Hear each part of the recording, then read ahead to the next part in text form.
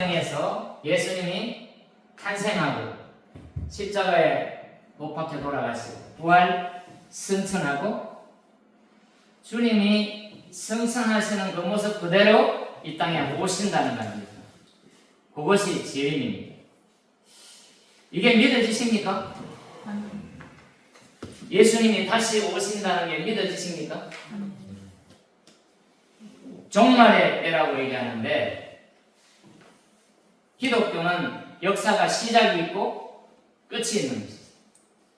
하나님이 천지창조를 하셨는데 예수 그리스도가 이 땅에 재림하면 그때는 예수님이 지금까지 우리가 보았던 이미지로 세상 모든 사람들에게 사랑을 베풀고 참으시고 인자하시고 이런 모습도 계시지만 심판의 왕으로 오시는 겁니다. 예수를 믿은 사람과 믿지 않는 사람, 권세가 있든 권세가 없든 돈이 많든 적든 간에 그렇게 가르쳐 주셨던 오신 예수님에 대해서 구약에 예언하고 오신 예수님에 대한 기록을 신약에 해놨는데 그것을 믿은 사람과 믿지 않는 사람은 심판의 방법과 종류가 전혀 다른 것입니다. 지금 우리가 너무 살만하기 때문에 주님이 오실 것이라는 걸 잘 생각을 안 해요. 그래서 오늘 성경에도 어떤 종에게 주인이 모든 재산을 다 맡기고 네가 한번 집안 살림을 맡아서 잘 해봐라 그랬단 말이에요. 그러면 성실하고 정직하게 집안 살림을 곳곳에 배치해야 될 것 배치하고 일 시킬 걸 일 시키고 먹을 거 배분할 거 배분해야 되는데 주인이 준 권세를 자기 편한 대로 사용하는 겁니다. 먹고 싶은 거 먹고 자기의 모든 허세를 다 부리면서 심지어는 그 권력을 가지고 종을 때리기도 하고 그걸 계산을 해보는 거예요. 주인이 지금 어디에 가는데 며칠 오는데 며칠 아직까지는 안 오겠지.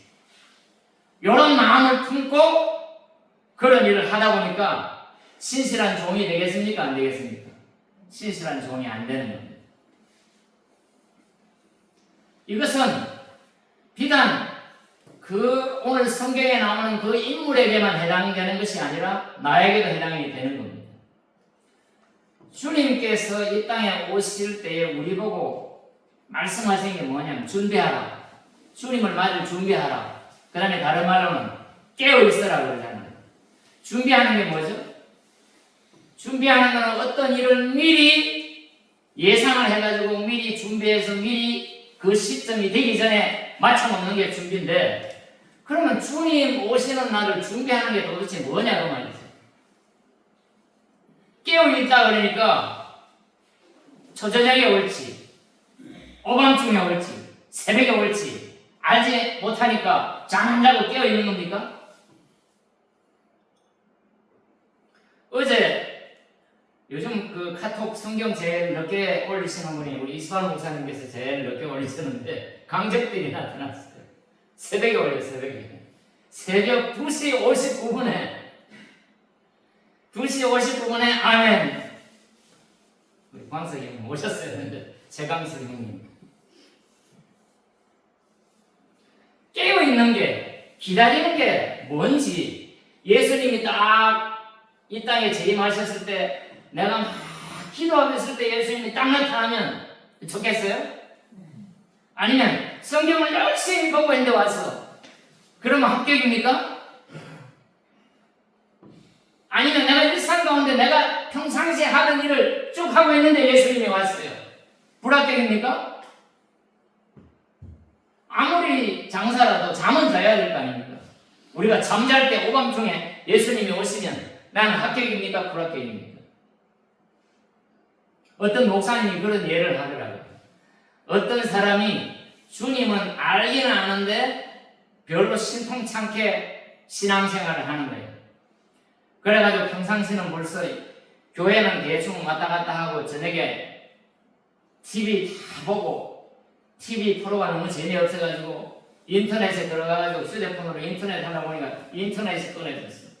그 너무 무리한 거예요. 잠은 안 하고.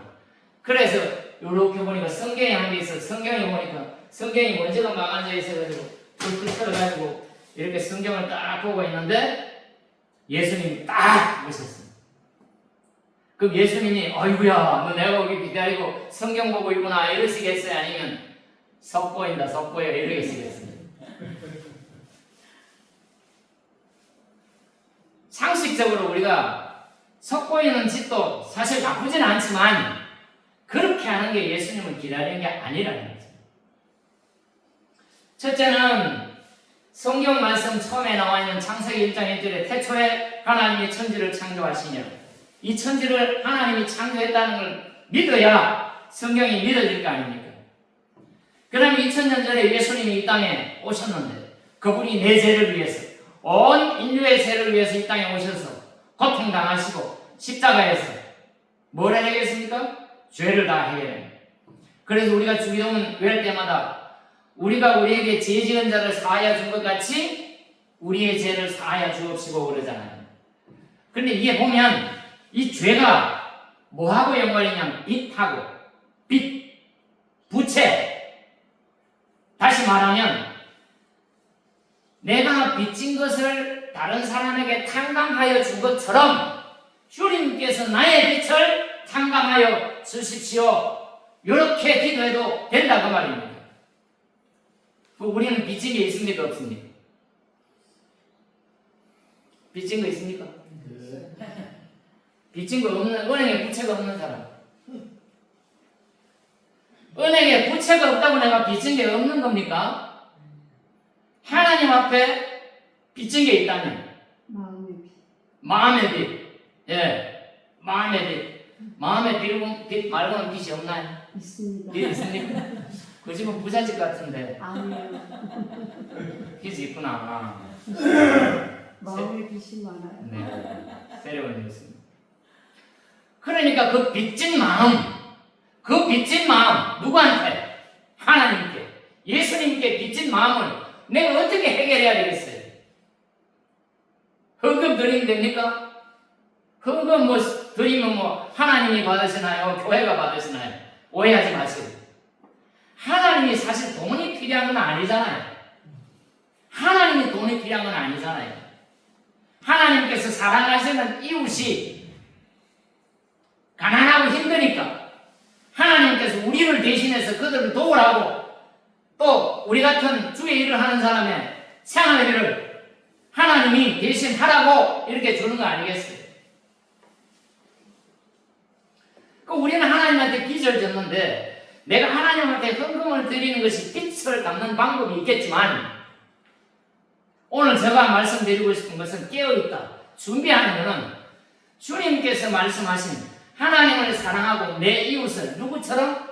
네 몸과 같이 너를 사랑하는 만큼 이웃을 사랑하는 그 삶의 현장에 있으면 깨어있는 거고 준비하는 삶입니다.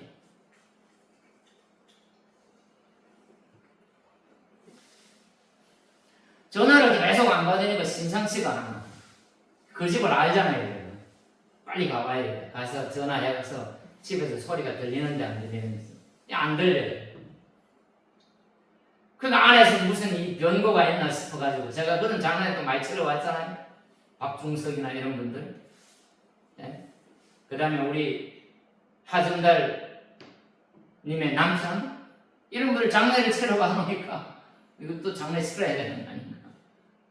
그 경찰이 와가지고 소방서 왔는데 문을 따기는 아까우니까 창문으로 들어가는 동안에 이렇게 하는데 숨기면서 자꾸 물어. 이름 묻고 주민등록번호 묻고 주소 묻고. 그래 보니까 이 변사체 발견 이런 여기에다가 이걸 다 받아 적고 있어요. 안 그래도 지금 마음이 콩닥콩닥한데 개밥이 보니까 느낌이 개밥을 이렇게 줘서는 그래도 한 이틀간은 왜 그동안 전화 한 번 못했을까라는 죄책감이 막 들어오는 거예요. 그런데 창문 딱 들어 문을 딱 여는데 온기가 확 나는데 기분이 이런 거예요. 온기가 뭘까요? 담배 냄새가. 그래서 살아있구나 이런 생각을 했는데 그래도 몰라서 주변을 다 뒤졌는데 없어요. 근데 경찰이 역시 달라. 그 사람 옥상에 올라가요. 옥상에 계세요. 옥상에. 얼마나 힘들고 어렵고 또 명절이 끼었잖아요. 별 생각이 다 하지 않았을까? 제가 그런 분을 보면 꼭 얘기하는 게 있습니다. 형님 죽으면 안 돼. 나쁜 사람 되는 거야. 그래서 오면서 우리 기동이 형님하고 의논을 해봤더니 어려울 때는 죽고 싶은 마음이 참 많은데 그때를 잘 넘겨야 되는 그때 잘 넘겨야 되는 거죠? 네. 감사합니다. 좀 도와주시고요. 나도 자살을 생각했던 적이 있어요. 네. 그런데 제가 요즘 접촉하시는 분 중에 한 분이 40대인데 우리가 잘 알 수 있는 분이에요. 우리 기동의 형님하고 똑같은 처지에 있어.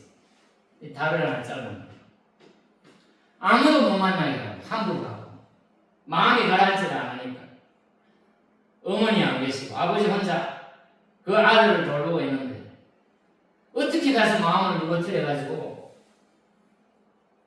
교회로 인도할까 이 생각을 하고 있습니다.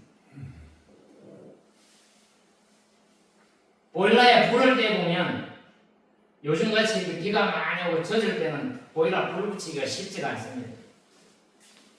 토치램프를 사서 막 달궈도 쉽게 불이 붙지 않아요. 불쏘시개를 넣어서 조그만 나무가지부터 붙여서 조금 더 굵은 거 해가지고 불이 일어나서 불이 올라가기 시작하면 불이 붙었을 때는 그 위에다가는 젖은 나무든 무슨 나무든 가서 타면 다 타잖아요. 혹시 그런 경우 있습니까? 저는 매일 하고 있습니다. 지금 제가 제일 불편한 것은 불쏘시개가 다 없어졌어요. 청소를 너무 깨끗이 해가지고 불쏘시개가 없어요. 교회가 동일한 상황에 놓여 있습니다. 여러분 중에 누가 불쏘시개가 되시겠습니까? 교회에 불쏘시개가 필요합니다. 기도에 불쏘시개가 필요하고 예배를 참석해 주시는 것만 해도 작시교회는 엄청난 불쏘시개가 될 수가 있습니다.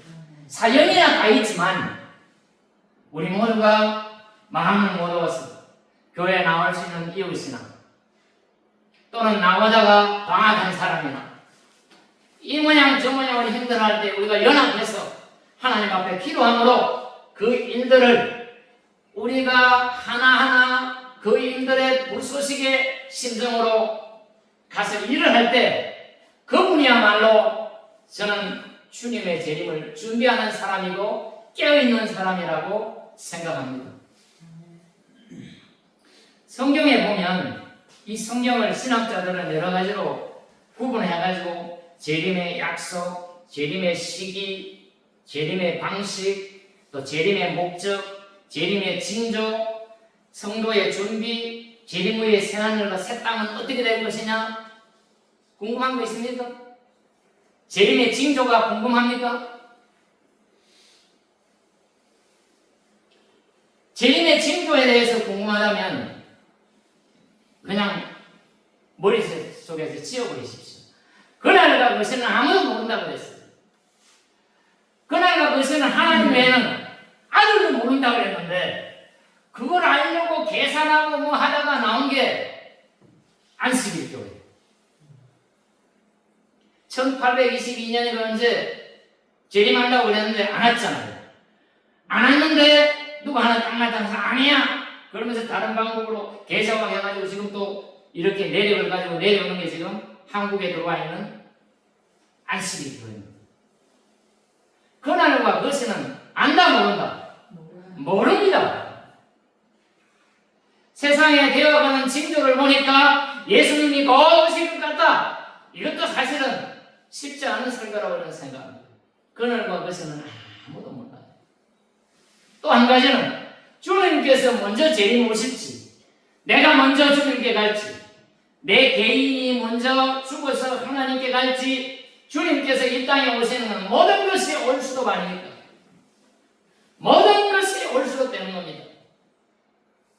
국민이 뽑은 대통령의 자격도 유엔도 모든 것들이 주님이 오시는 그날은 올 수독이 되는 겁니다.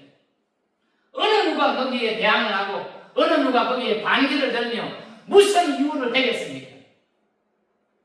주님께서 오시는 그날에 우리가 찬양한 것처럼 하나님의 나팔 소리가 울릴 때에 그때는 모든 사람들이 어떻게 한다? 주님을 볼 수 있다고 했습니다. 주님이 재림하는 그 시간을 못 볼 사람은 단 한 명도 없습니다. 그 재림이 꼭 될 것 같다 그래 주무시다가 그냥 일어나고 그러지 마세요. 푹 주무셔도 걱정 안 해도 주님이 나를 다 깨워서 어려이 알아서 데려갈까. 뭘 잘하면? 준비 잘하면, 깨어 있으면. 그 깨어 있다는 것이 잠 안 자고 깨어 있는 게 아니라 작실교회 같은 이 미약한 교회에 내가 어떻게 하면 불쏘시개가 되어서 활활 타오르는 불을 만들까?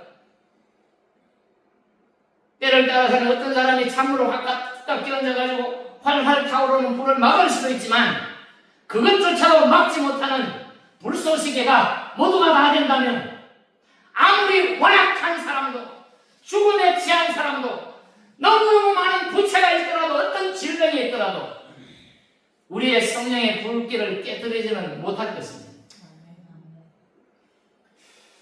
재림의 약속은 주님께서 계속 했습니다.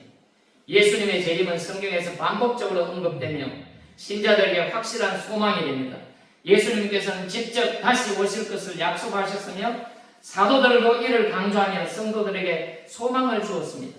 재림은 하나님의 계획 속에 반드시 이루어질 일입니다. 이것은 믿는 사람이 예수 믿는 사람입니다. 교회는 그냥 그런 말 하나 봐. 뭐 예수님이 다시 오겠어. 이런 사람은 깡통입니다. 교회 다녀봐야 아무 소용이 없습니다. 주님이 내일 올지라도 1년 후에 올 것처럼 10년 후에 올 것처럼 오늘 하루를 성실하게 묵묵히 내 역할을 감당하는 거죠. 주님이 100년 후에 올지라도 내일 오실 것처럼 살아가는 작실교회 여러분이 되기를 주의 이름으로 축원합니다.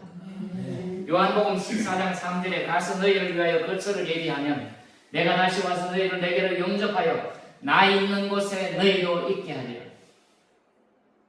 주님이 있는 곳에 내가 있으면 어떻게 될까요? 지금 불편한 거 있으십니까? 눈물 날 일이 있습니까? 무엇 때문에 걱정하고 계십니까? 주님께서 재림해서 주님 옆에 가면 내가 걱정하던 그 모든 것들은 아무것도 아니고 다 내려놓을 수밖에 없습니다. 그런 면에서 우리의 인생은 어쩌면 전부 수동적으로 주님이 내가 오라 그러면 오고 오지 말라 그러면 안 오십니까? 내가 죽고 싶으면 죽고 안 죽고 싶으면 안 죽습니까? 이런 걸 수동적이라고 해요. 주님은 오실 수밖에 없고 나는 죽을 수밖에 없는데 그러면 나는 당할 수밖에 없는 사람입니까? 아닙니다. 주님이 오실 것을 내 마음속에 받아들이고 나도 언젠가는 죽을 것이라는 것을 마음속에 준비하고 어떻게 죽을 것인가를 깊이 생각하면서 오늘 하루를 사는 사람이 그 수동적인 상황에서 철저하게 긍정적으로 마음을 바꾸어 가는 것입니다. 그러니까 하나님 앞에 나와서 하실 수 있으면 우리 같이 기도하십시다. 예배할 때 내가 가지고 있는 모든 짐들을 내려놓을 필요가 있는 거예요. 이 짧은 시간이지만 기도하는 그 시간에 내 모든 인생의 역성과 어려움들이 모든 것을 끝장낼 것 같지만 그렇지 않아요. 주님께서 오셔야 상황이 종료되고 내 생명을 주님이 불러가셔야 끝나는 거지. 그러기 전에는 하나님이 나를 위해서 나를 향한 계획을 어떻게 갖고 계신 건 아무도 모르는 거예요. 하물며 공중나는 새를 봐라. 가정하게 까마귀조차도 하나님께서 먹이시는데 하물며 너희일까 보냐. 들에 있는 백합화가 어떻게 피는지 관찰해보라. 생각해보라. 사랑하는 작실교회 여러분 속에 지금 어떤 고통과 어떤 고민이 있습니까? 예배하는 이 시간에 다 내려놓으십시오. 주님이 반드시 오신다는 것을 인정하는 것처럼 나는 반드시 죽는다는 것을 인정하는 것처럼 예배드리는 시간에 내가 가지고 있는 모든 것들을 다 내려놓고 주님 앞에 매달려보는, 예배로 영광을 돌려보는 그 시간에, 우리가 예배 드리는 시간에 내가 그토록 긴 시간을 내가 가진 문제를 가지고 씨름했지만 하나님께서 그 시간에 역사하시도록 한번 내려놓을 마음은 없으십니까? 우리가 기도로 하나님 앞에 나와서 내 인생의 모든 문제를 내놓고, 아버지, 내가 아버지께 왔어요. 내가 갖고 있는 모든 문제 주님께서 아시잖아요. 주님, 내가 어떻게 해야 되겠습니까? 주님은 오신다는데, 내가 죽는 것은 사실인데 내 인생을 어떻게 마무리 지으며 주님께서 지금 오신다면 내가 주님을 어떻게 맞이하는 것이 준비하는 것입니까? 그것을 알기를 원하시면 우리가 매일 저녁 8시에 매일 기도를 하고 있습니다. 이 돌파리 같은 목사가 기도를 제대로 하기 위해서 몸부림을 치고 있습니다. 기도를 많이 하시는 우리 원장님과 우리 조건사님의 도움을 받아서 지금보다 훨씬 영적으로 변화되고 꼭 필요한 하나님이 기뻐하시는 교인들을 목회하고 그 영혼들을 하나하나 되돌아볼 수 있는 그런 목사, 아무도 남 모르게 문제로 실험하고 고통하는 그 사람들의 마음과 함께하여 마음을 나누고 기쁨을 나누고 슬픔을 나눌 수 있는 그런 목사가 될 수 있도록 특별한 일이 없는 한 매일 저녁 8시에 주일 저녁을 제외하고는 기도를 드리고 있습니다. 혹시 여러분 중에 무거운 짐이 있으시면 그 시간에 함께 기도하십시오. 내가 지금까지 실험하는 것들이 해결될 조짐이 보이지 않고 너무너무 이거는 어렵다고 생각된다면 그때야말로 하나님 앞에 내 문제를 내려놓고, 아버지, 내가 지금까지 했는데 안 되는데 아버지 도와주세요. 하나님이 반드시 도와주시리라 저는 확신합니다. 그러니 재림에 대해서는 어떻게 생각하나? 주님이 언제 오실지 몰라요. 그거 안다고 하는 사람은 아무리 위대한 사람이고 아무리 유명한 사람이고 아무리 대형교회 목사가 이단입니다. 주님이 언제 어떻게 오실지는 아무도 모릅니다. 그러니 예수님께서도 아버지밖에는 모릅니다. 그렇게 말씀하신 겁니다. 오늘 이 시간 저는 여러분에게 구하고 싶습니다. 주님은 반드시 오십니다. 우리는 반드시 죽습니다. 지금 우리가 무엇을 어떻게 준비해야 할까요? 돈 많은 거 놔두고 주님 딱 오면, 오늘 김정구 집사 안 하셨는데 애가 이제 낳았는데 어린 생명이 태어났는데 주님이 딱 오시면 이 끝나잖아요. 정말 경망스러운 말씀이지만 이스팔 목사님 지금 따님 결혼식을 딱 잡고 계신데 주님이 오면 죄송합니다.